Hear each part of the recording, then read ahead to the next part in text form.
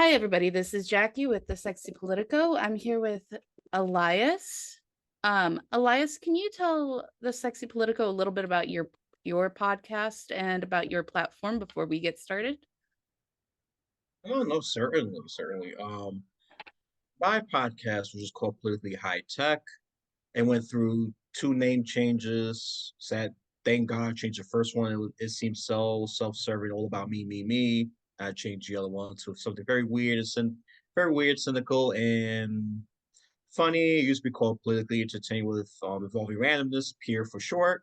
But I changed that to something so super simple based on feedback that I heard from very vocal people, which I love to hear feedback because how else I'm going to grow, right? Or I could just be very defensive and choose to drink my own Kool-Aid and go downhill from there. But then I came up with something very simple. Say, okay, politically high tech, perfect. That covers two out of the three segments I cover.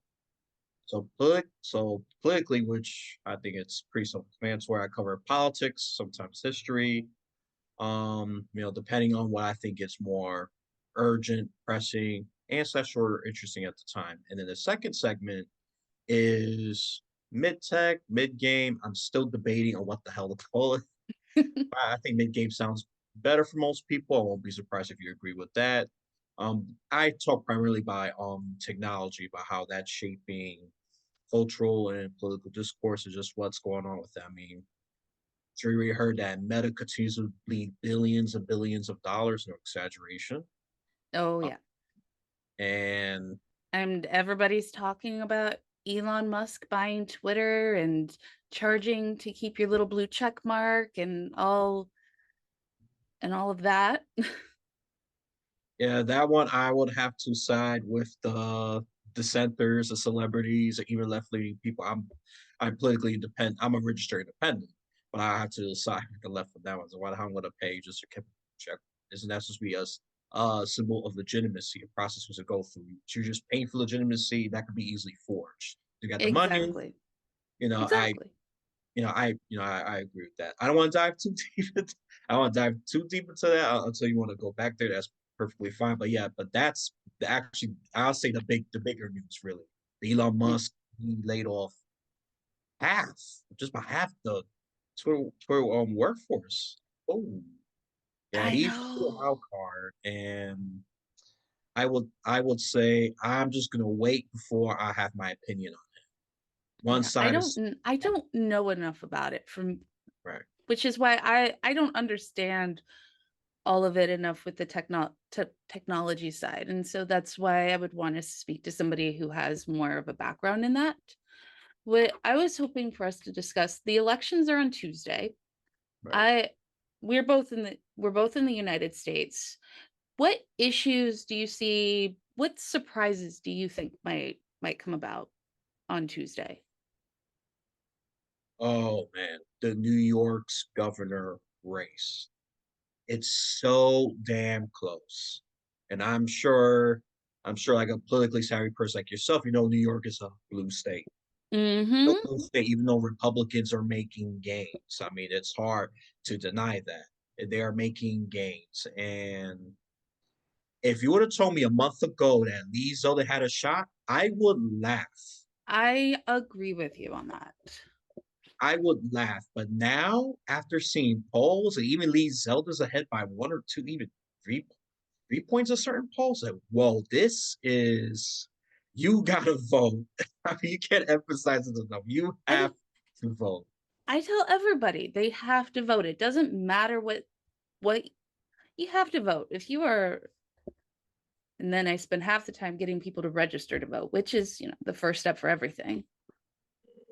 But I live in Michigan right now, so I mean our governor's race is I mean most people think if Ann Arbor comes out to vote that Gretchen Whitmer will win, no questions asked.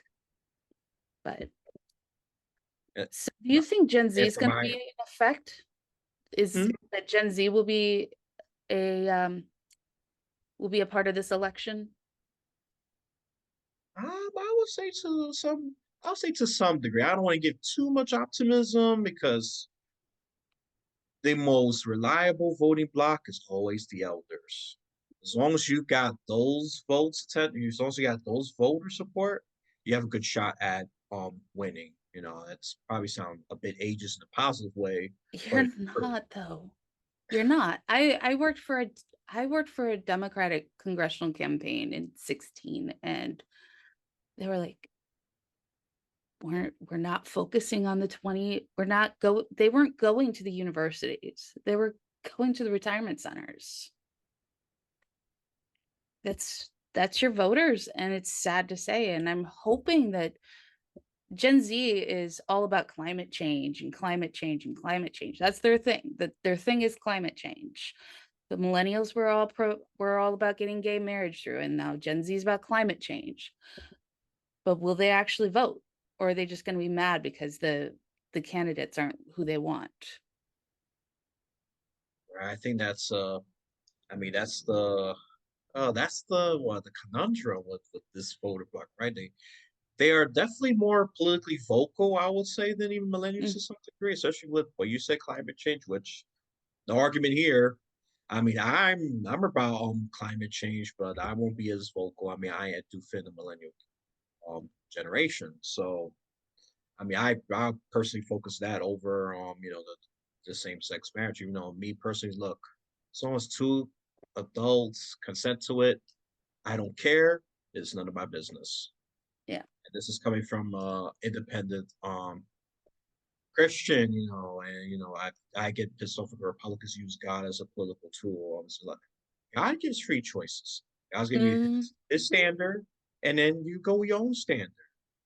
You gotta just pick your choice and accept the consequences. That's what I go about. When I say I'm a Christian, some people think I'm a right wing, right. Whoa, whoa, whoa, whoa, whoa. I have a very mixed record. I voted Republican before I voted Democrat. I just go by what candidate I think is best for the time. That's I how I I feel. have I I have two boys. I get to teach my boys morals and values, but it's not my job to teach the entire world morals and values or to judge everybody else's morals and values. Oh no, absolutely, absolutely right. I mean, no, you're absolutely right about that. That's what trying to come in with non-judgmental or verbally beat you with the Bible. So, I definitely try not to do that, because I'm flawed myself, and I say I am a flawed Christian. I feel profanity. There are certain political positions that I agree with that's ungodly, like marijuana, but I'm just saying, look, it's your body, your choice. You get the education for it. I think adults should make their own choices. At the end of the day, I could disagree, but you make the decision at the end of the day. I'm just a one dissenting voice. Rather listen to me or not, it's entirely up to the person. That's That's the way I that's feel. why you have the choice on what podcast you listen to. Exactly. If some people say you hate me, if you think I'm too Christian, I just say, avoid. I have been breaking down different segments, like, because one guest is coming up. I got very, very Christian. I'm gonna put a warning for the atheists, other religions. That this episode's gonna be this segment, this part of the episode's gonna be very, very Christian. If you don't want to listen to it, it's entirely up to you. You just end it, just skip to the next segment, depending where it's at. If it's a third segment, that's it. You're done with the episode because that's the final part. So, Well, the entire governor's race here is based mostly on the abortion issue. We have Prop 3 here in Michigan, and you're literally voting on whether or not to allow abortion in this state. And so the entire governor's race is being focused on the abortion issue as opposed to the economy, which I think is the better issue. But a lot of polls will agree with you in that economy. I mean, abortion is to some polls the third most important issue according to voters. First one is economy. Number two, which is very relevant to it, if inflation. And I think that's when some of the Democrats are not doing that on well. I mean, it's great that they talk about protection, protecting abortion rights because that's their voter base. I mean, if I was a Democrat, I would have done the same thing. But I would try to talk about the economy as well. That to me, that's a mistake on some of the political ads. But the more, yeah, I would because it's the economy. At the end of the day, I know it's unfair. A lot of voters are very short term minded, like to focus on mm, one big thing, and that's what's gonna hurt them. Sadly, it's not about, you could be the smartest and great candidate, most articulate, but if you're not really paying attention to the short-term gains or even exaggerating messages to some degree, because politics is filled with lies. To see, let's just be real. Oh So if yeah. you're gonna exaggerate, like Republicans, clear example, they are exaggerating about crime in New York. It is bad. Don't get me wrong, it is bad. But the real crazy ones like rape and murder is actually going down. But the ones that's going up is assault and grand larcenies, anything to do with robbery. That one no doubt is flat. So I look at statistics before I listen to political talking points. Well, that's why you talk about Chicago, for instance, and you've got gun crime being so high, but nobody talks about where the guns come from. They say, oh, they have very restrictive gun laws and all this gun crime, but there's nobody at the border of Indiana saying, show me you must not bring your guns into the state of Illinois. Nobody's all the guns are coming from right there. That guns and fireworks. I lived in Illinois for 22 years. It's like guns and fireworks, Indiana.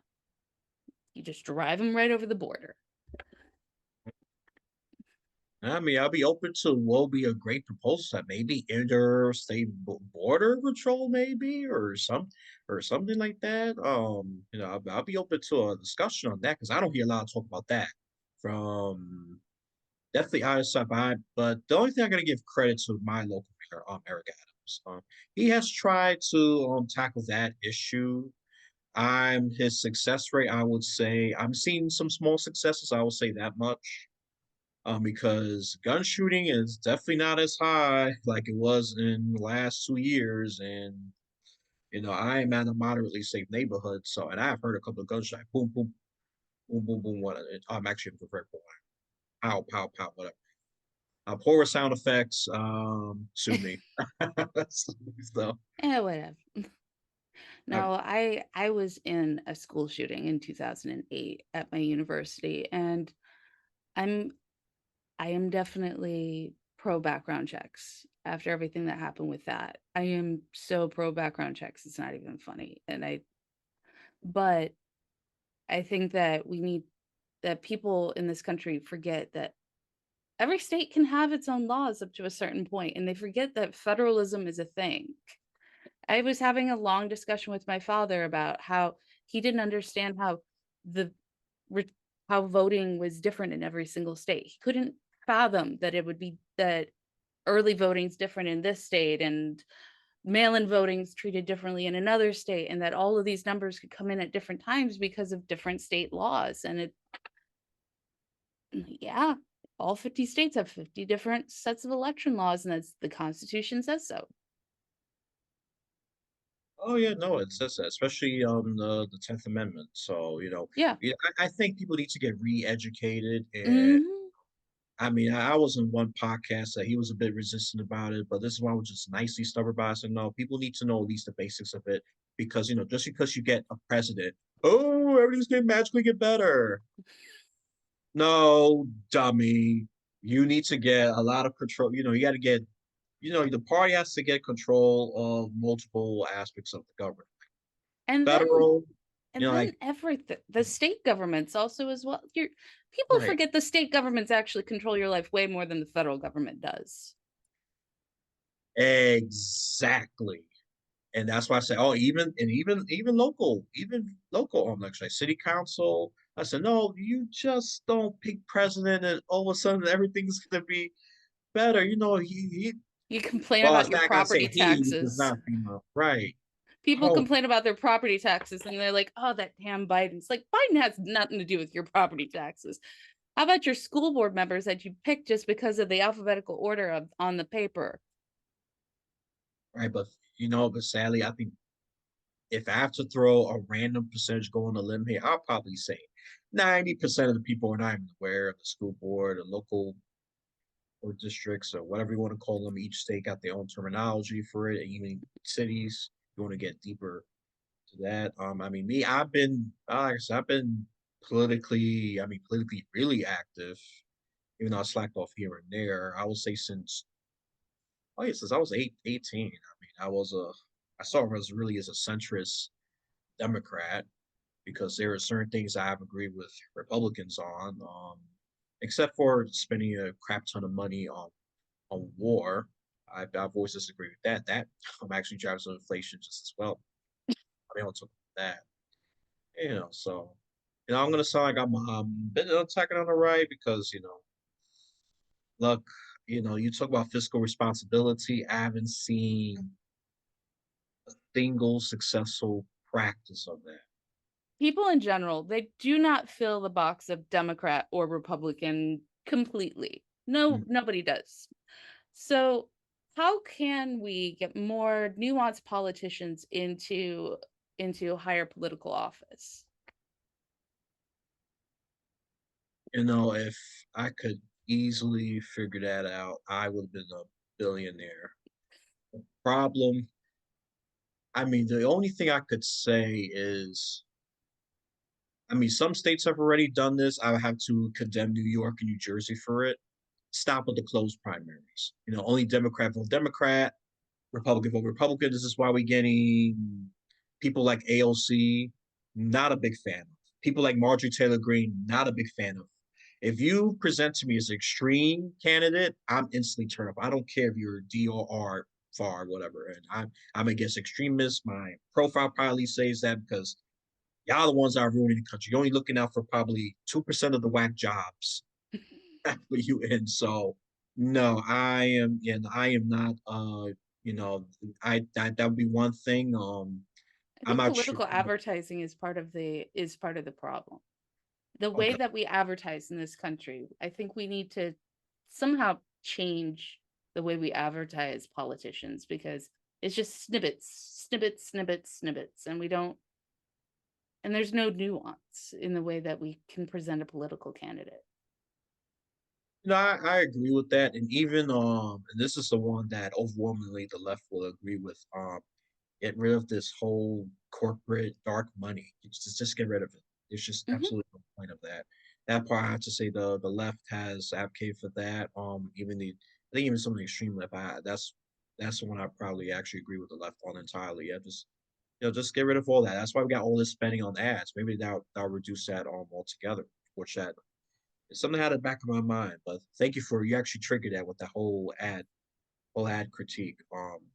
And I totally agree. And they play and this there's so much repetition, especially if they have more money. You'll know which party candidate has more money if you see their ads multiple times, multiple TVs, multiple smartphones, multiple iPads, multiple whatever that allows an ad to be there.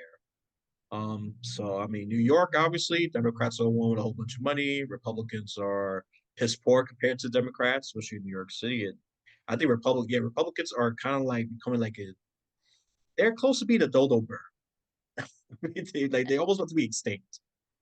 No, I think most states are more purple than we all think that it really is. I mean, that's It's where Texas is surprising people. Georgia's surprising people. Like they just assume that it's like, oh, Texas, they're all Republicans. No, no. I've met a couple of New Yorkers that are very strong Republican, and it actually took me by surprise because I go by statistics saying, oh, maybe I made like four Dems, two independents, one Republican. And I met a good amount of people who are there are some Republicans who vote for Democrats. I mean, this is so much nuance, so much nuance. A lot of Everybody. voters are really mixed bags, like myself, and I think I'm one of the unofficial voices for that segment of the population because I don't commit to Democrat Republican. And if you say, "Oh, join the Republican," I'll give you the middle finger. No, I vote when I want to vote. Don't tell me what to do. Damn it. See, I'm not in these totalitarianistic and communist nations. Oh, you better go with the flow, or you and your family, your friends will be gone. So the memory of that person will be entirely wiped out from the psyche, which is creepy. So, do you think that how do we make sure that people realize how important their down ticket races are, as opposed to just their House and Senate members? Like down to me like state and local. State, local, The fact that your school board controls the majority of your property taxes if you're a homeowner. Yep, the way I try to teach people is trying to connect to their life story. That will grab their attention, and that has to happen with conversations, even though that's very small. And that's why I'm trying to have this podcast. I'm trying to educate a larger audience on certain things. Look, if you care about your property tax, you need to vote the local people. You know, the president, the Senate, the House of Representatives have nothing to do with your home. You got to deal with. They You have to don't deal deal with with your your state. local taxes. They're not dealing with your, and this current Supreme Court, the way that it is, that they seem to have be voting, they are throwing a lot of, oh, excuse me, a lot of things back to the states. And so whether or not you agree or disagree with that, that means that your state representatives are going to be more and more important, because they're not just putting these blanket federal rules based off of judicial decisions. And that is, to me, what is most something to really, really pay attention to.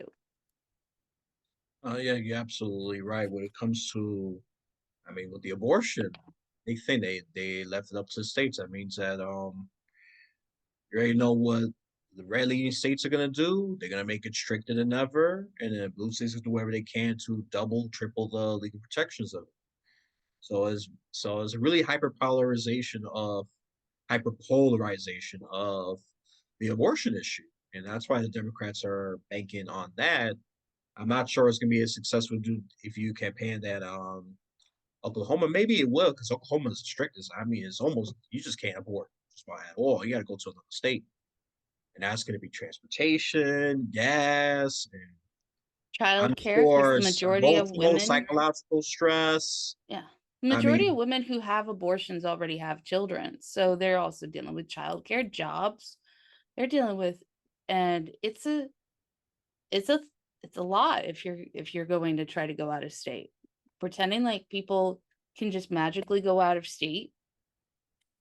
And then there are some states that want to have laws to prosecute women who do leave the state to get abortions. in that on that position, I have a tough, tough. I mean, obviously, I am a man, so of course, I'm not as affected directly.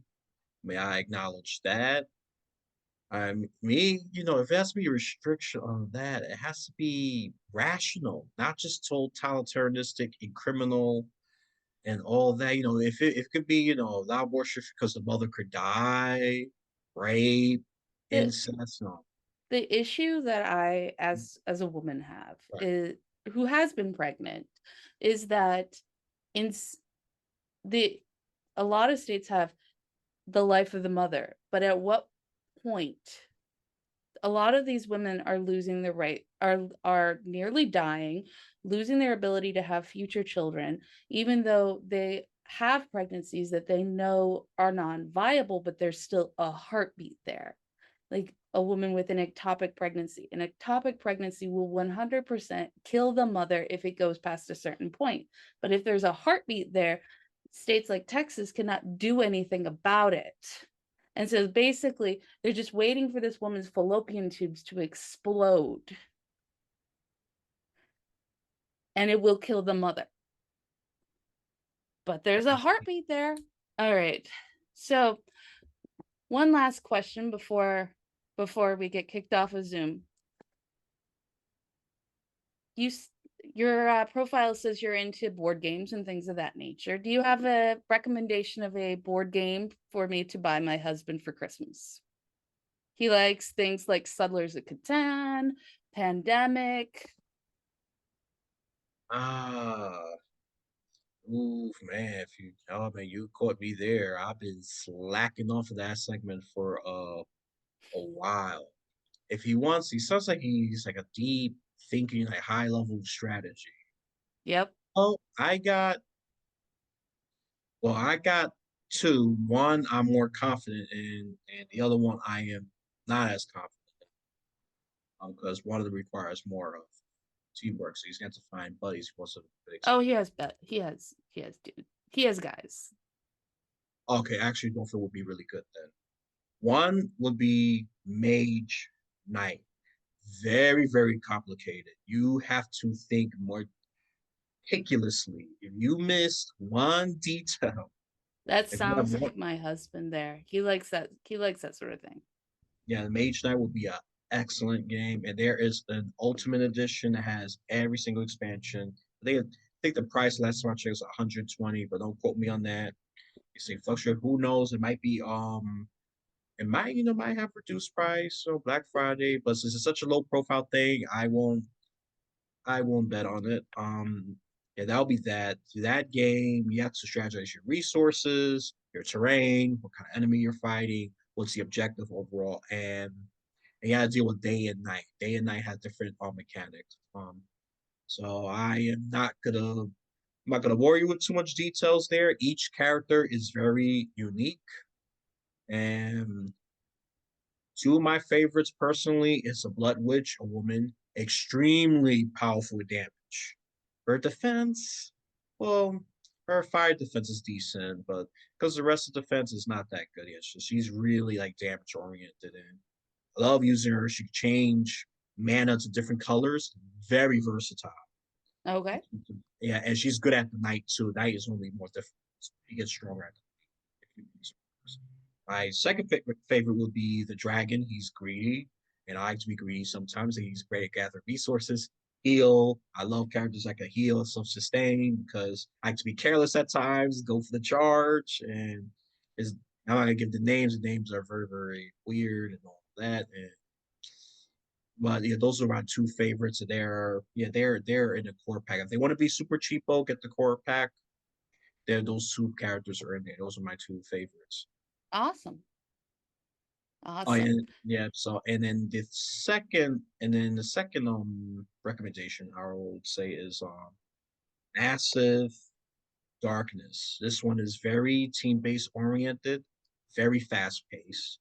Okay. If you don't if and then each character has their own recommended class. I mean, you could make, I don't know, an old wizard into a brawler. I don't know why you want to do that, but you could. It's that customizable.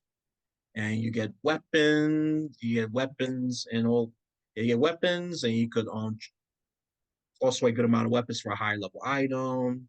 But you have to gather like a lot of weapons. And one example is that if you trade in 3 level 1 items, you get a level 2 item. And if you trade mix, be careful because it's going to go by the adversary chart. So if you trade a level 1, level 2, level 3 item, you'll get level 2 item. Okay. Okay.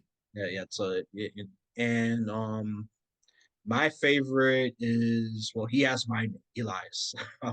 He's a wizard, does great amount of damage, great crowd control, decent healing ability, and my favorite will be, I think, Owen the Paladin. He's very defensive. He can take damage. He can heal himself. As a character, I normally like that. I always like defense, self sustain, damage kind of characters. If the character's super speedy, if you need like a certain range, I mean, there's one chick that's really good at range, Okay. and then yeah, I mean, you could just shoot across the mile and kill I monsters with a touch. So that sounds great. I'll definitely do some Googling and see how much those are because I've been buying expansions to his other board games that he has, and I've basically run out. uh, I mean, I think the next board game I might look into is Disney's Villains. Oh, we have that. We have that already. We love I, it. We have all of it, I think. yeah, yeah, yeah, and I saw It's the great. entire collection. Yeah, it's literally a rainbow. Oh my God.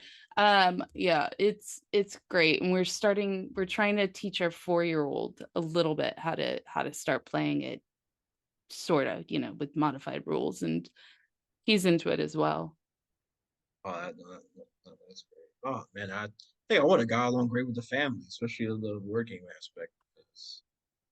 Because shoot, a lot of my friends, I'm so distant from so many of my buddies now. I mean, we all kind of over split that.